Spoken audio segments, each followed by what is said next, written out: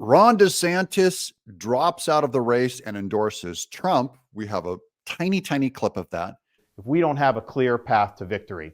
Accordingly, I am today suspending my campaign. Trump continues to dominate Nikki Haley in New Hampshire. He's going to blow her out of the water. And Trump hints at his VP pick.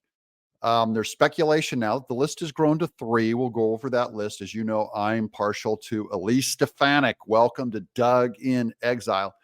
I'm Doug Tenaple. I'm the creator of Earthworm Jim and other video game characters, but I do the news as entertainment now for you.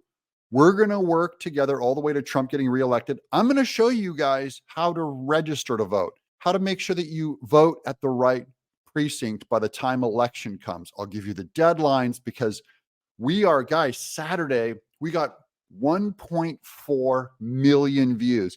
Did you know that's enough views? My 19 million views a month.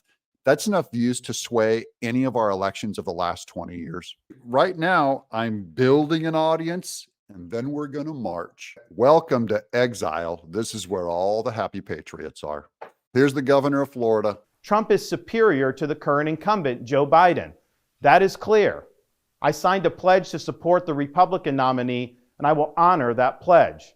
He has my endorsement because we can't go back to the old Republican guard of yesteryear.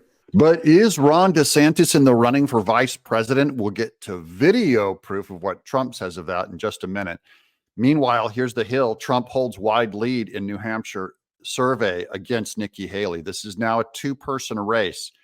And if he demolishes her, hopefully there and next month in South Carolina, she's out. And then here's 3 headlines on the vice president speculation. Election 2024, audition to become Trump's VP is effectively underway. Trump hints at possible vice president pick.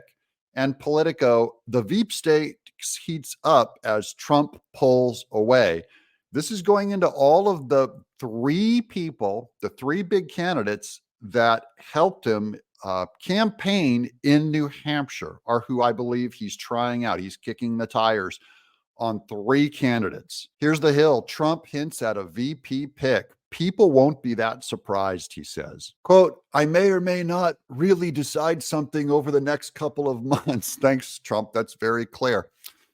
There's no rush to that. It won't have any impact at all. The person that I think I like is a very good person, a pretty standard. I think people won't be that surprised. But I would say there's probably a 25% chance that would be that person. Trump continued. He's so vague. And he uses the word person, so you can't tell if it's a he or a she, because then it would be obvious if he said she.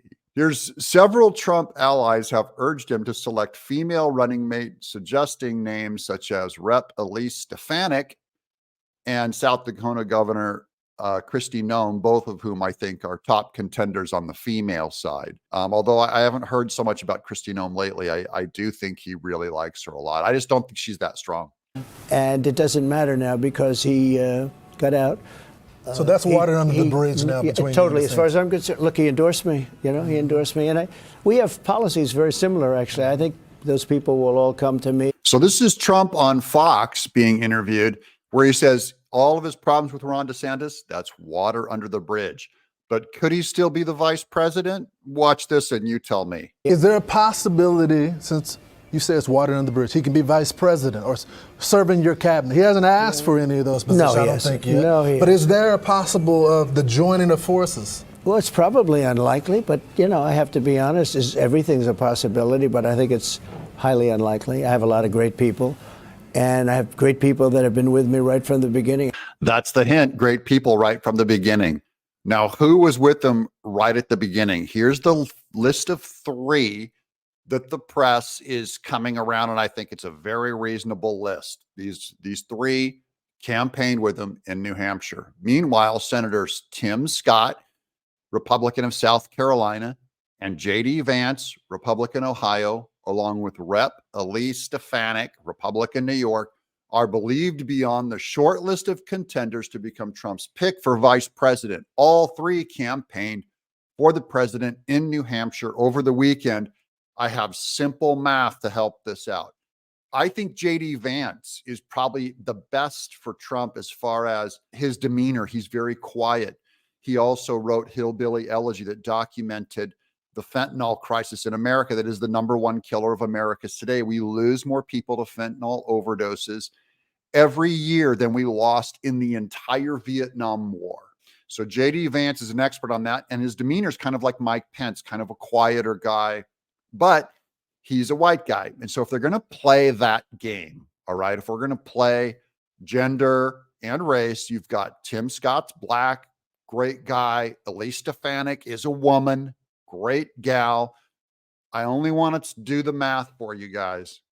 If Trump has a problem with blacks are 12% of America. If Trump has a problem with females are 50% of America. Which one do you think will cut into those numbers the most? Elise Stefanik. If you're going to play the Department of Equity and Inclusion game, if you're going to play race and gender, which I'm not for, I'm for picking the best person. And Elise Stefanik, I still think, is a firebrand. I just think personality-wise, she's so strong-headed, she might clash with Trump, but more so than J.D. Vance. And that's why I think he's going to do Elise Stefanik. But we'll see. I could be wrong. Let me know what you guys think in the comments below. Even if it's Vivek Ramaswamy, I'm Doug in Exile.